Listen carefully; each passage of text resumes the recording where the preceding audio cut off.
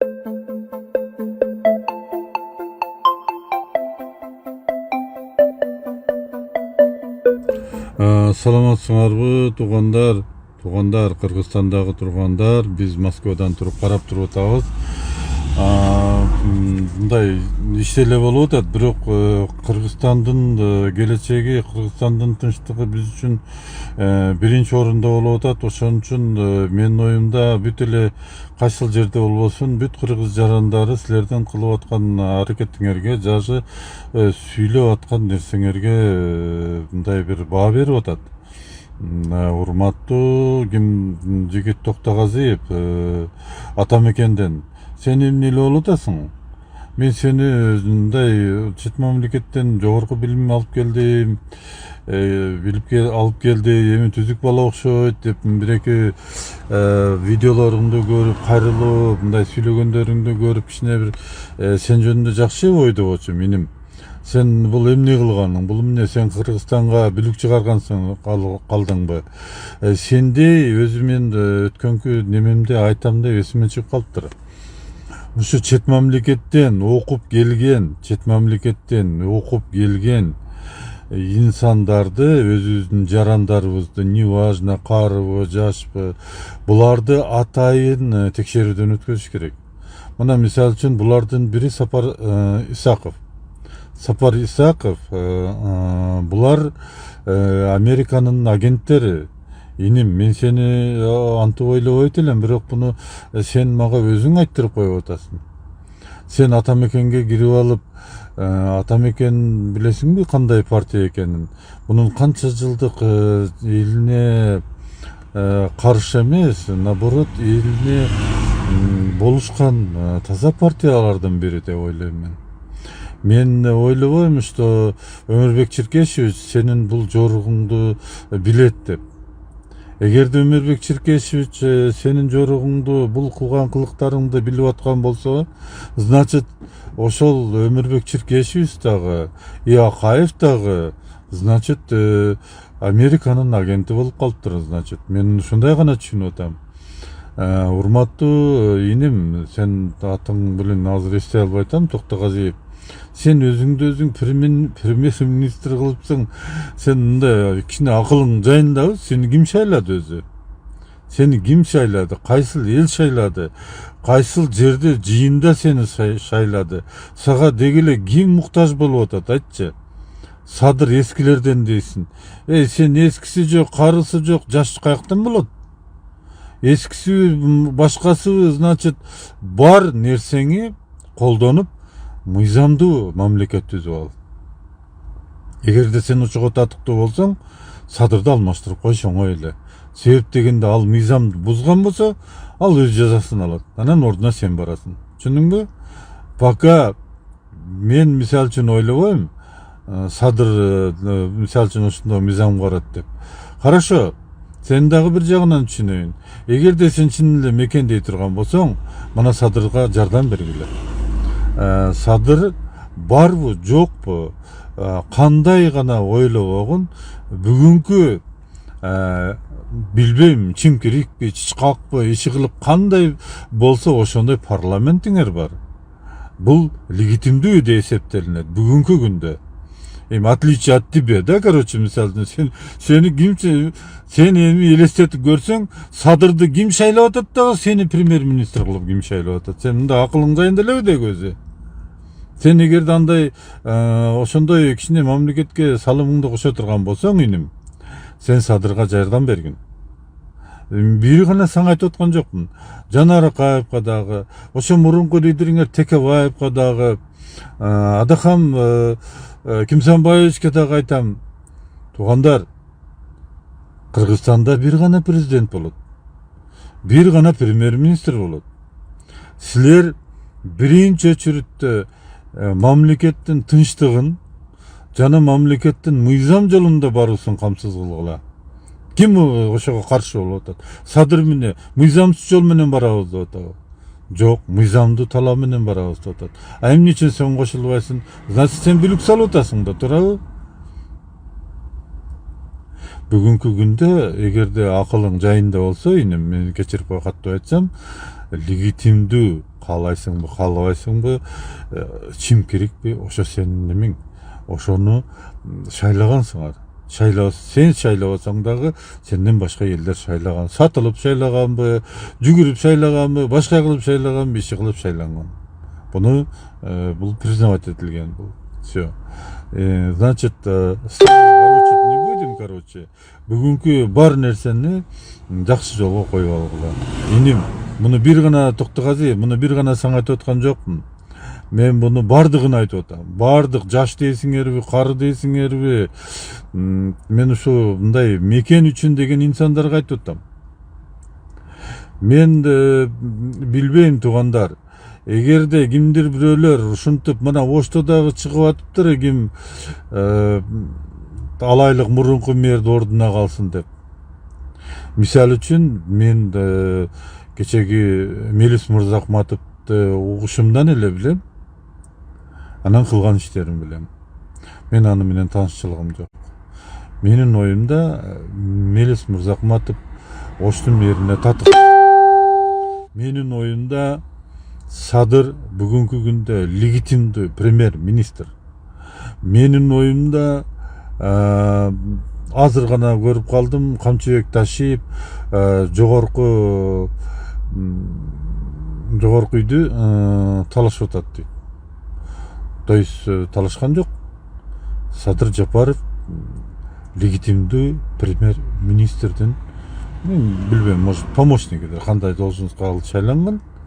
Бирок өкмөт үйүн бошотушка акылуу. Өкмөт үйдү легитимдүү Садыр Жапаров турганда эч бир инсан басып ала албайт. Мен муну Сыймыкка да айтам. Сыймык Жапыкеев, мындайда тууганым, сага акча керекпи? Акча керек болсо Москвага келгин. Сен прокуратурада полковникмин дейсин, ушунча жыл прокуратурада иштедим дейсин, бир 500 адам шайласа, анан кийин барып туруп ошол жерге отуруп аласың. Өзүң уялбайсыңбы? Өзүң уялбайсыңбы ошону, Сыймык? Сени го 500 адамдар неме кылыптыр. Садыр Жапаровду канча миң адам барып түрмөдөн чыгарып алып келип президенттик такка отуруп койгондо дагы Садыр туруп албайт. Туугандар, бул мыйзамсыз болуп калат деп. Мен ишимди муну менен баштабайм, мен мыйзамдуу жол менен баштайм деп туруп, парламент аркылуу шайланып, кворум болуп шайланып, анан премьер-министрликке голос алды. Сыймык, билин, ушундай бир кызмат дейсиңер да, мен тооба кылдым. Неге мындай инсансыңар, неге мындай инсансыңар? Мындай оюңардан, жаман оюңардан кайткыла. Мен бардыгыңарды чакырам. Бардыгыңарды. Садыр Жапаровга жардам бергиле. Андан сырткары параллельно баш мыйзамды даярдаганга салымыңарды кошкула. Ошол жерде талашкыла, тартышкыла, эл үчүн пайдалуу мыйзамды кабыл алгыла. Андан кийин туугандар, иллюстрация параллельно башталат. Параллельно, Сыймык, сенин артыңдан эмне чыгып калган болсо, ошол жерден сен уже башка линияга кетесиң. Кимиң, неважно, кимиңдин ошо процесс иш, ошол орган иш бүт бардыңарды иллюстрация кылып текшерет. Бириңди тартып кете бересиңер. Силер мына Атамбаевдин чыкканына, жосум Сапар Исаковдун чыкканына даже көңүл бурбагыла. Булар убактылуу тура берсин. Булар эртең бүрсүгүнү уже булар пачка баягы неме менен күнөөсүн мойнуна алып туруп камалат. Себеп дегенде буларга далил бар. Далил пешенеңе ушундай алдыңа далилди алып келип койгон болсо, туугандар, сен эч жакка кача албайсың. Неважно сен кимсиң. Даже Сооронбай камалат керек болсо. Даже Атамбаев камалат. Биз али дача сууну ача элекпиз го. Көп нерсе бар Атамбаевдин. Атамбаевдин электроэнергия боюнча жеп аткан балдары бар. Булар камалат. Кызы болсо Түркияда 3 тонна алтынды бекитип жаткан кызы бар. Булар камалат. Силер эмнени ойлоп атасыңар? Мыйзамдын алды кенен арты мынандай. Шерден батасың бирөөң, эч кимиң бата албайсыңар. Далилди шундай коюп бергенде чөк түшүп жатып бересиңер. Туугандар, кенен ойлогула. Садыр только мыйзамдуу мамлекет курам деп атат. Мен мисалы үчүн ыраазымын ушуга. Ушу баланы колдойм мен. Мага не важно, Садырды мен мындай теледен эле көрбөсөм, мындай таанышчылыгым деле жок. Саламдабабыз деле жок, эчтекебиз жок. Бирок мекен үчүн, туугандар, мекен үчүн көп нерседен кечиш керек. Баа силер унутуп атасыңар да, аны да калайын, муну да калайын, анан кийин балыкка отурайын да. Андай болбойт, туугандар. Андай болбойт. Ал түшүңөрдө болот. Кыргыз элим, эсиңерге келгиле, особенно жаштар, силер карылар, эскилер дебегиле. Мен силерге дагы айтам. Силер ушу, сен мына Токтогазиев, сен ушинтип сүйлөгөн болуп, чет мамлекетте иштеп келип, сен өзүңчө бир багдай чет мамлекетти көргөн цивилизованный жаш болуп ушуну сүйлөп аткан болсоңчу, анда Кыргызстандагы жаштарды оозун ачпай эле койсуңдачы. Анда вообще тупой экен буларчы. Сен ушундай көкмө болсоң, булар сенден эми өткөн тупойлор экен, давай мындай кылбайлык. Айтсаңар, например, мен менен айтышкыла, башка менен айтышкыла, бирок мамлекет менен, эл менен, элдин келечеги менен ойногула. Анан кийин Жээнбек Асылбек, мен сага дагы бир айтам, өткөндө дагы айткам. Сени Абдулла Капаров жазаңды берет. Сен баланын бәрін баштаган сенсин. Сен көп нерсеге жооп бересиң эле. Көп нерсеге. Мен сага дагы айтам, куйтуланбай адатыңча, куйтуланбастан. Мынау Оштогу мурунку мэрди токтотуп, Мелис Мырзакматовго жол ачкын. Андай багындай эфирден сүйлөгөнгө туура келбей атат. Багындай кыялдарыңды токтоткун. Билесиңби, мен эмне деп айтам? Сен жөн эле бир эски бөтөлкөлөрдү, самопал, арак, пробка сатып эле жүргөн инсансың. Сенин деңгээлиң ошол эле. Түшүндүңбү? Ошон үчүн ошондой деңгээл менен тегеректи сатпагын. Сенден сураныс. Сен и так көп нерсеге жооп бересиң. Атамбаев менен сени салыштырганда сен ашып кетесиң. Айтайын мен үчүн. Себеп дегенде сен 2 сазып ошол жерде спикер болуп отурдуң. 2 сазып. Сен эмнелерге гана мыйзам алдырбадың.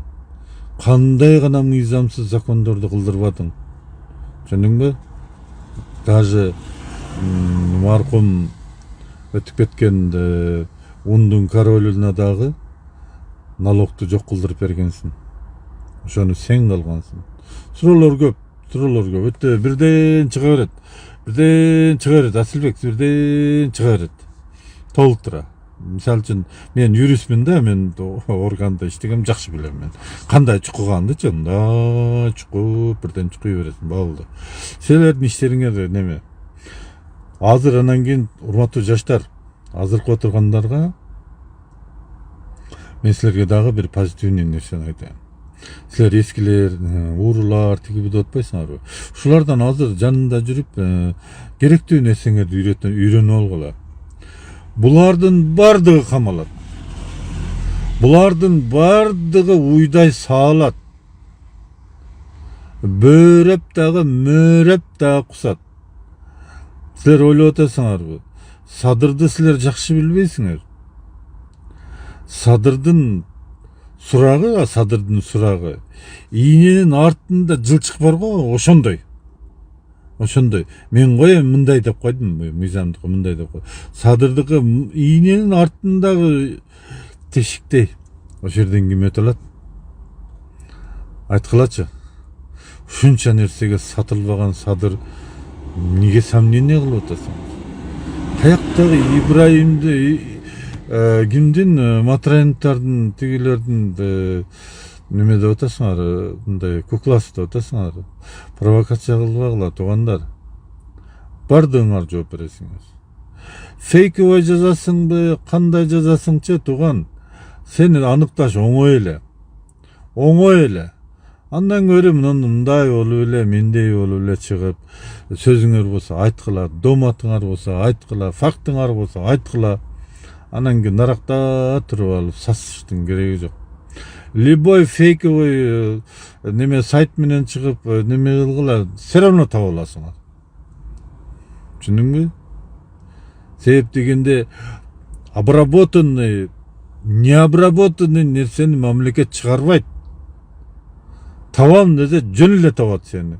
Одноклассниктен жазасыңбы, WhatsApp'тан жазасыңбы, Facebook'тан жазасыңбы, фейковый 6 секунд сени апрелдит этет. Ошон үчүн жаштар, кичине мынаңарды күлчат этип, артыңарды кенен кармап, көңүлүңөрдү ток кармап, садырга от души жардам бергиле, баш мыйзамды алганга акылыңар жетсе, ошол жерде катышкыла, мына болуп аткан процесстерге түздөн түз жардам бергиле. Дружник болосуңарбы, башка болосуңарбы, помощник прокурор болосуңарбы, следователь помощник болосуңарбы, же болбосо бир жөн эле баягындай эмне деп коелу, ДНД деп коет эле мурун.